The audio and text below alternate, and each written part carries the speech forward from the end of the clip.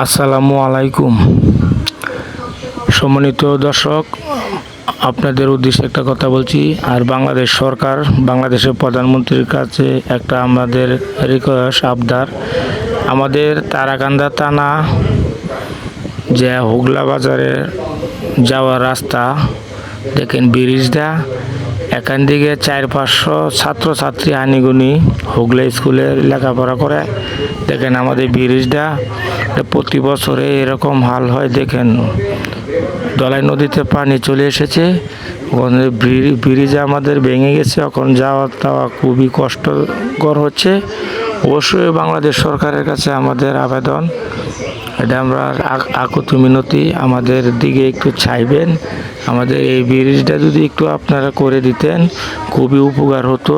এই ব্রিজ দিয়ে কমপক্ষে 20-22 হাজার মানুষের চলাফেরা, আপনার 500-600 ছাত্রছাত্রী এই রাস্তা দিয়ে চলাফল করে এই ব্রিজ দিয়ে। অবশ্যই ভিডিওটা শেয়ার করে দিবেন যাতে বাংলাদেশ সরকারের কাছে ভিডিওটা গিয়ে পৌঁছে, বাংলাদেশ সরকারের নজরে যাতে ভিডিওটা আমার পৌঁছে। আর আপনারা সকলে একটু সাপোর্ট করে শেয়ার করে বাংলাদেশ সরকারের কাছে ভিডিওটা পৌঁছায় দিবেন। আমাদের বর্ষা 22 মাস আইলে খুবই চলাফেরা খুবই কষ্টকর।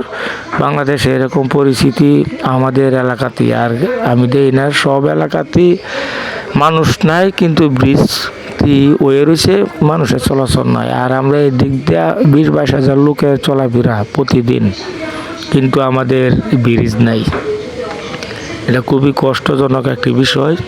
তাই বলতেছি, সকলের কাছে অনুরোধ, ভিডিওটা শেয়ার করে সকলকে দেখার সুযোগ করে দিবেন। আর আমাদের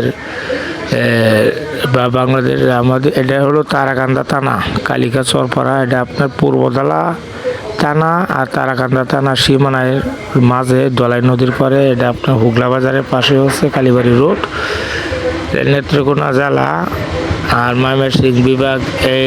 এটার পাশাপাশি একটা ব্রিজ আপনার পূর্বদলা আর হলো তারাকান্দা, দুই থানা সীমানার মাঝে দলাই নদীর ব্রিজ।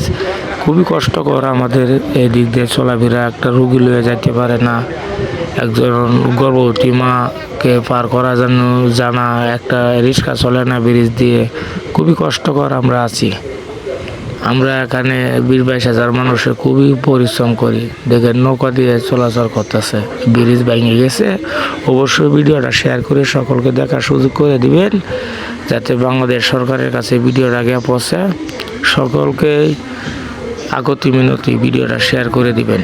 আর আমাদের কাছে যেন, আমাদের নতুন প্রধানমন্ত্রী যেন আমাদের কাছে